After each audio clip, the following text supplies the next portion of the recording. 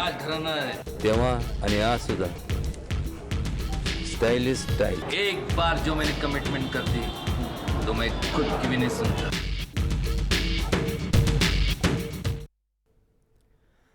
नमस्कार, मी अनिकेत पेंडसे. जयम विशेषमध्ये तुमचं स्वागत. उदयनराजे बस नाम ही काफी आहे. उदयनराजे म्हटलं की डोळ्यासमोर येते ती त्यांची हटके स्टाईल, त्यांचे बेधडक डायलॉग्स. उदयनराजे लोकांच्या भावना लोकांच्या शब्दात मांडतात आणि त्यांच्या याच खास शैलीमुळे, स्टाईलमुळे ते लोकांना भावतात. उदयनराजे भोसले बस नाम ही काफी आहे. तेव्हा आणि आज सुद्धा स्टाइलिश स्टाइल. त्याकडे हे दम नसेल ना तर उदयनराजेंचा दम अजून गेलेला नाही. अवघ्या महाराष्ट्राचं आराध्य दैवत असलेल्या छत्रपती शिवाजी महाराजांचे थेट 13वे वंशज, 6 फूट उंच आणि भारदस्त शरीरयष्टी. उदयनराजेंचं व्यक्तिमत्व खरोखरच राजेशाही आहे. जीन, त्यावर एखादा कॅज्युअल शर्ट आणि पायात कोल्हापुरी चप्पल हा उदयनराजेंचा फेवरेट ड्रेस कोड.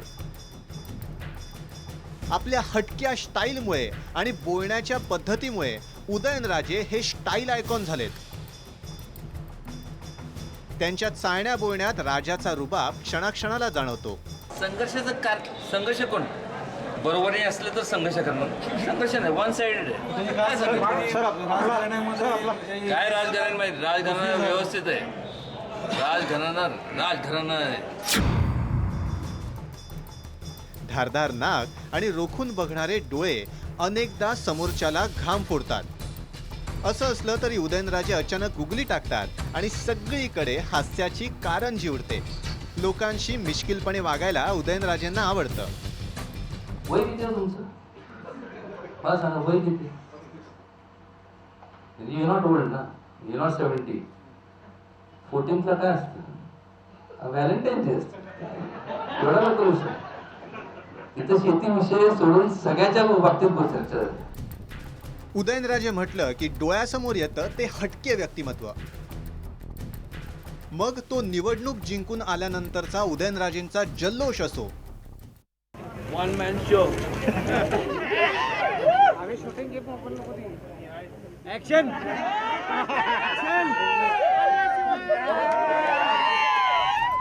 की उदयनराजेंनी आपल्या खास शैलीत फेकलेला डायलॉग असो.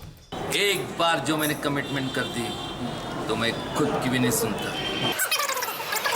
एक बार जो मैंने कमिटमेंट कर दी तो मैं खुद की भी नहीं सुनता. उदयनराजेंची शैली जशी हटके तशाच आवडीही राजेशाहीला शोभणाऱ्याच. Horse riding, car driving, karate, बॉक्सिंगची उदयनराजेंना आवड आहे. विशेष म्हणजे अनेकांना माहिती नसेल पण उदयनराजेंची इंग्रजीवर खास पकड आहे. अनेकदा बोलताना त्यांच्या तोंडून इंग्रजी वाक्य निघतं. You can buy everyone. माझ्या किंवा प्रत्येकाच्या गळ्यात त्या बोर्ड नाही फॉर सेलचं. उदयनराजेंचं बोलणं रोखठोक, जे ओठांवर आहे तेच पोटात. उदयनराजे लोकांच्या भावना लोकांच्या शब्दात मांडतात. त्यात इतर लोकप्रतिनिधींच्या शब्दांसारखी औपचारिकता नसते. ठरवून टाका ना, रेप ना,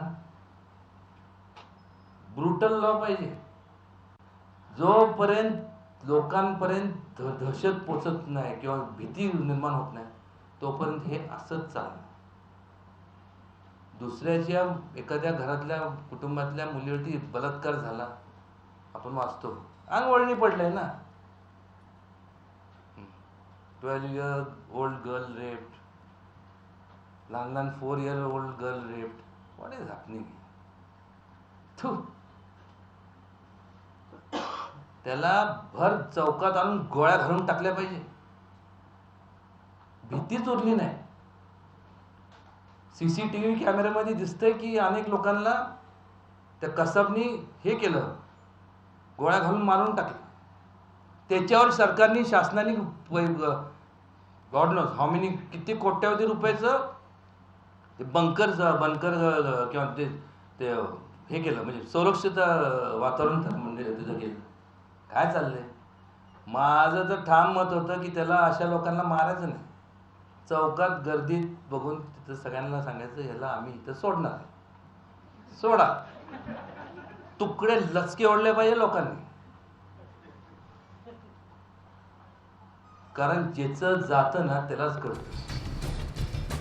राजकारणात उदयनराजेंची खास शैली आहे. उदयनराजे भोसले राष्ट्रवादीच्या तिकिटावर निवडून आले असले तरी राजकारणात त्यांचं वागणं हे राजाला शोभेल असंच आहे. अहो ह्या तुम्हाला सांगतो काय बारामती मॉडेल म्हणजे काय मला सांग. पक्ष कुठला पण असू दे, लोकांच्या हिताच्या विरोधात जर कोण करत असेल तर ती पहिली वेळ नाही आणि तुम्ही छापणार घरचा आहे. मला कळलं नाही घरचा आहे काय. घरची चपराट म्हटलं तरी चालेल, पण जे चुकीचं आहे ते चुकीचं आहे कोणी जरी केलं तरी. जर ह्याचा रंग समजा येलो लेमन येलो असेल तर लेमन येलोच आणि कामी ब्लॅक. चूक ही चूकच, भ्रष्टाचार भ्रष्टाचार. कोणी केलं तुम्हाला माहिती. असं असलं तरी स्वतःच्या भावना मिश्किल शब्दात उदयनराजे मांडतात. मला एक सांगा, शत्रूचा शत्रू म्हणजे माझा मित्र असं मी मानणाऱ्यापैकी मी नाही. माझे सगळ्यांशी चांगले संबंध आहेत. मी काय करू? माझी अवस्था अशी काय माहिती आहे का? ते एक म्हण आहे ना, माझं आवडतं गाणं, काय बाई सांगू कसं ग सांगू मलाच माझी वाटेल लाज. असं झालं. काय बोलायचं? काय कोणाबद्दल बोलायचं नाही. का गुमान बस. एक बार जो मैंने कमिटमेंट कर दी तो मैं खुद की भी नहीं सुनता. एवढं सांगतो आणि कमिटमेंट केली आहे त्यांच्याशी, या सगळ्यांशी. चला काय झालं? उदयनराजेंविषयी सातारकरांच्या मनात एक वेगळीच आदराची जागा आहे. लोक त्यांना प्रेमानं महाराज साहेब म्हणतात. त्यांच्या एका हाकेला हजारो सर्वसामान्य धावून येतात, कारण सर्वसामान्यांशी वागताना उदयनराजे आपलं राजेपण विसरतात. सातारकरांना एकच सांगतो, जे केलं पोचपावती नाही मिळाली तर देवा शपथ सांगतो मला मतदान करू नका. पण ह्यावेळेस माझी बहीण हिला तुम्ही मतदान नाही केलं तर अनर्थ होईल. अहो मताची बेरीज पण त्यांची होत नाहीत काय. सर्वसामान्य लोकांनी मोठं व्हायचं नाही का? प्रत्येकाच्या मनात महत्त्वाकांक्षा असतात. का मीच पाहिजे खासदार, का मीच आमदार आणि मीच अध्यक्ष, असं कुठं होतं का? काय चुकलं लोकांचं? आम्हाला निवडून देतात म्हणून ही चूक झाली लोकांची. राजकारणातला श्रेयवाद उदयनराजेंना आवडत नाही. लोकशाहीत राजे जनता असते असं उदयनराजे ठामपणे सांगतात. लोकांना जर नकारात्मकच लोक पाहिजे असतील तर आम्ही तरी काय करणार? हे शहर हे तुमचं आहे, तुमचं, माझं नाही. हे शहर हे तुमचं आहे, माझं नाही. मी फक्त एक सेवक म्हणून पाठीशी प्रत्येकाच्या असतो. सांगितल्याप्रमाणे लोकशाहीमध्ये तुम्ही जनता आहात, लोकशाहीतले तुम्ही राजे आहात, आम्ही नाही. 1990 पासून राजकारणात सक्रिय असलेल्या छत्रपती उदयनराजे यांनी सगळ्यात पहिल्यांदा 1991 मध्ये उगवता सूर्य या चिन्हावर रयत पॅनलवर सातारा नगरपालिका निवडणूक लढवली होती. तत्कालीन 14 क्रमांकाच्या प्रभागातनं ते विजयी झाले. 1996-97 मध्ये विधानसभेची जागा त्यांनी भाजपच्या चिन्हावर लढवली, पण त्यांच्या वाट्याला पराभव आला. त्यानंतर त्यांनी भाजपामध्ये प्रवेश केला आणि 1998च्या सातारा विधानसभा निवडणुकीत भाजपचे उमेदवार म्हणून उदयनराजे निवडून आले. त्यावेळी युती सरकारमध्ये त्यांना महसूल राज्यमंत्रीपद देण्यात आलं.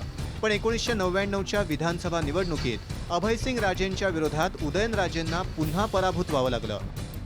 2004च्या विधानसभा निवडणुकीत शिवेंद्रराजेंनी उदयनराजेंचा पराभव केला होता. त्यानंतर उदयनराजेंनी काँग्रेसमध्ये प्रवेश केला, पण काँग्रेसकडून उमेदवारी मिळत नाही हे समजल्यानंतर त्यांनी शरद पवारांशी संधान बांधलं. सध्या उदयनराजे राष्ट्रवादीच्या तिकिटावर खासदार म्हणून निवडून आलेत.